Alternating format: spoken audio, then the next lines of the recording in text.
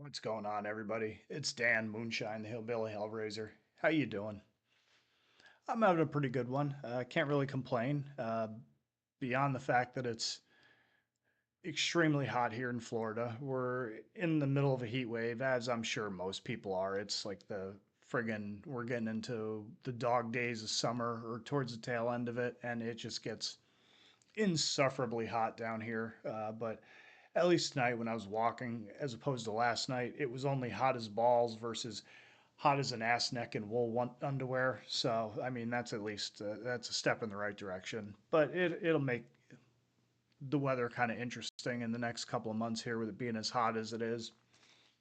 It tends to make the hurricanes that we get a little bit stronger just because of all that heat and everything, and the warm water just kind of whips them up into a bigger frenzy. So hopefully it's not as bad as last year. I know that's a lot of people they have a lot of concerns about. Think you had a lot of migration out of the state because of that, but we'll see. You just kind of got to wait and see with those sorts of things. And then as far as a couple cool little notes, I just found out this week there's lots of videos circulating about the San Diego Comic Con that just occurred in California. And apparently, one of the big things that interested me, it kind of piqued my interest, was that WWE is partnered with Mattel again, and they're bringing back the old LGN Wrestling Superstars action figures, which is super cool. If you can see in the background there, the Sheik and the Volkov in the way back in the corner there, those are two of the old school LGN figures. And that was a staple of my childhood. That was one of, next to the ice cream bars and that sort of stuff. Those figures were kind of like the things when you were a kid next to the little thumb gimmick action figures. Those were kind of the things that if you're a wrestling fan, those and the WWF magazine, those were kind of the staples of a wrestling fan's childhood as a kid. And it's kind of redundant, but you know what you're following me. You know what I'm saying. But yeah, I thought that was kind of cool. They're gonna have some of the older ones. They're bringing them back and having them in the original form. They got a Hogan, they got a Jesse the Body, they got King Kong Bundy. There's a Dusty Rhodes one that I thought looked pretty cool. Then there some of the newer names that they're gonna do is Logan Paul's got one. John Cena's got one, and I'm sure a couple of the other big names, probably like CM Punk and Cody Rhodes, but they're going to release them every quarter, and it should be pretty cool. And it's a Target exclusive, so I got to get to a Target and go check them out and see how much they cost. I've already seen people fleecing people as far as what they're asking for. They've got their hands on them and they're already charging out the ass for stuff on eBay. And I just looked just to see how much people would be charging, and it's ridiculous, but it is what it is. It's just something that people do. And other than that, it's just been, just hanging and banging, doing my workouts, just staying on my normal stuff that I do on the weekends, all my domestic stuff, my dieting and keeping with that and just kind of laying low and taking it easy.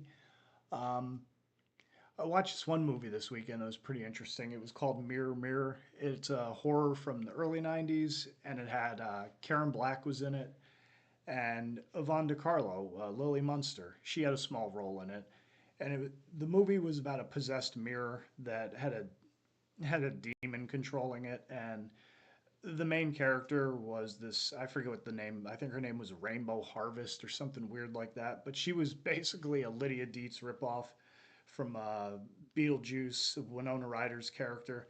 They basically it was so blatant that I had to look and see when the movie was made and then check and see when Beetlejuice was made, because it was like, oh, they totally ripped this off a little bit. But it was interesting. There wasn't much, it wasn't a great movie, but as far as like background noise and filler while I was doing some work at home stuff, it was cool, for what it was. Um, but yeah, man, other than that, I mean, why am I here today? I asked that quite a bit. Well, the reason I'm here, as you can tell and you can read, is I'm doing a album review plus like a little like spotlight on a particular band. And what I'm doing today is for the band Demonsmoke and their latest album, Resin Wrought. That's some cool stuff right there. Check that out. That album art is by Jonathan Lamantia. This came out on July 25th on Transylvania Recordings, which is a California based label. Demonsmoke themselves, they're a four piece from Antioch, California, the slums of the Delta, as they call it.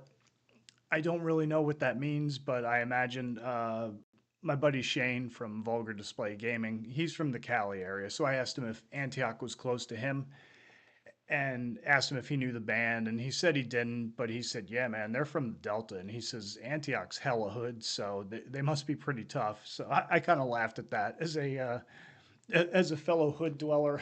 I kind of I can respect him for that a little bit, you know, but don't don't get it confused. I'm not a hood rat or anything, but I live in a what's kind of like sometimes can drift between a sketchy and rough kind of neighborhood. But it, you know, I don't have any problems here, so you know, I just keep to myself, and you typically don't have to worry about a lot of static from anybody.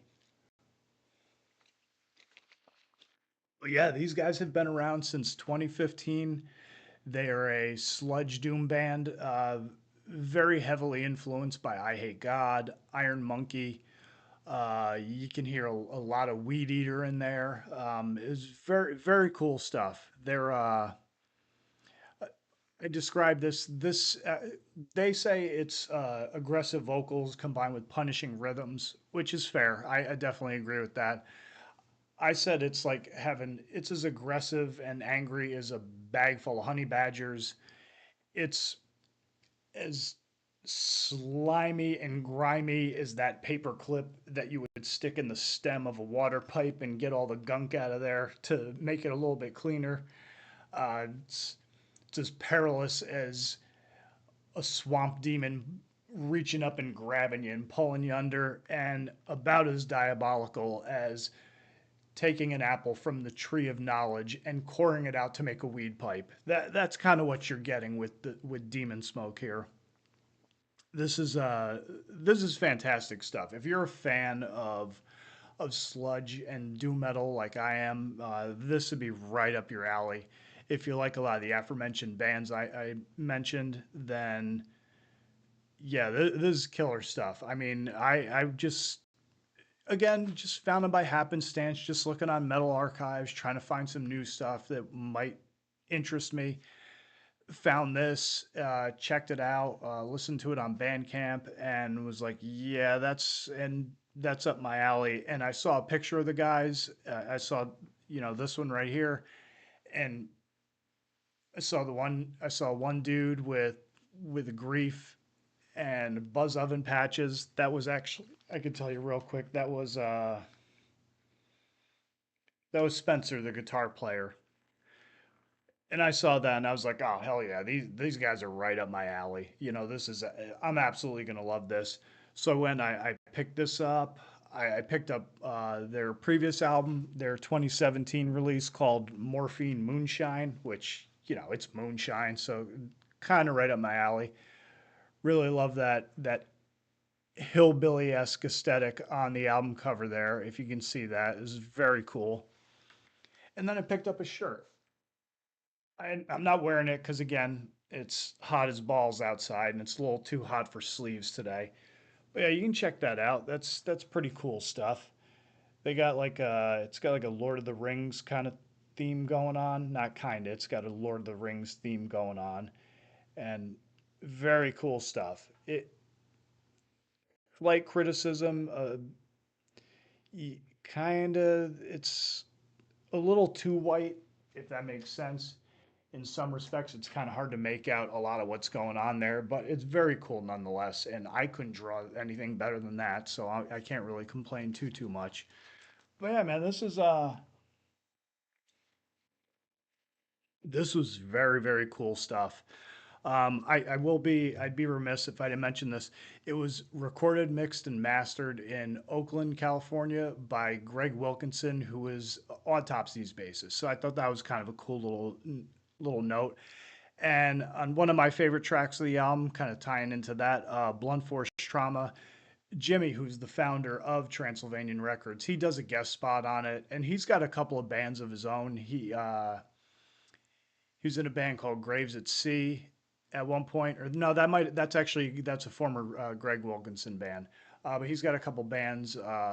Evulsed, I want to say one is Kappa is another one, which I thought that was kind of interesting. Just looking that up, and it said something about that was the city where the first noted case of biological warfare was used back in the 1300s. I guess the Mongols threw a bunch of dead bodies over the gates or the borders of a village that they were trying to sack, and it apparently it started the Black Death, which I thought that was really fascinating. Just kind of a weird note to come across as I was doing my modest research leading up to the review here.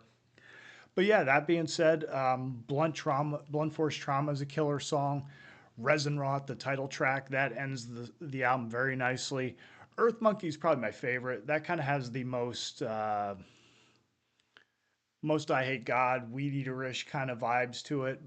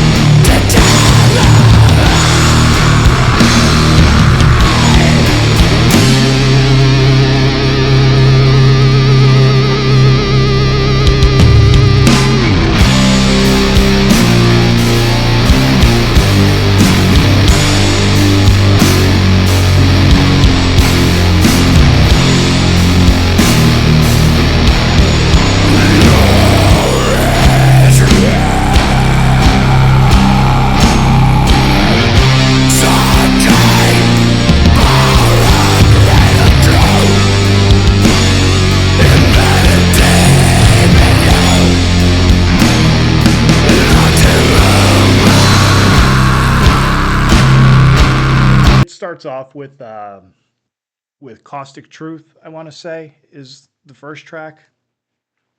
And that has the way it starts with the feedback, it's very I Hate God like. So it's like, when you're into that sort of stuff and you hear stuff like that, it's like, all right, this is starting out on a high note. And it's really, yeah, man, I can't, not at a loss for words, but I'm running out of words to describe how good this is. I really enjoyed it. It was 7 tracks, with one being a little over a minute instrumental.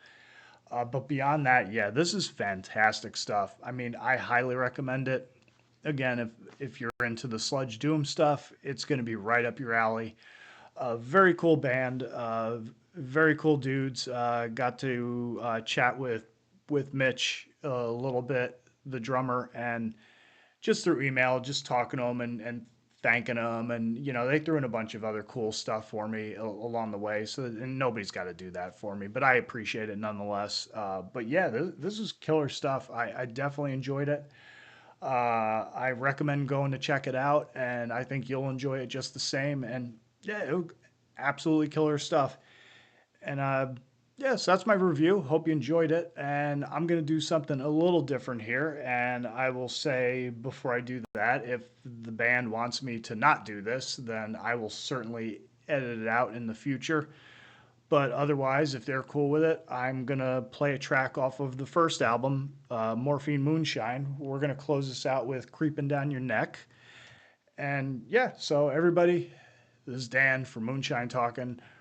Hope you have a good one. Everybody take it easy. I'll catch you on the next video. And as always, stay sick, stay heavy, stay brutal. Always tuck your chin upon impact. Don't forget to breathe. And I will see you later.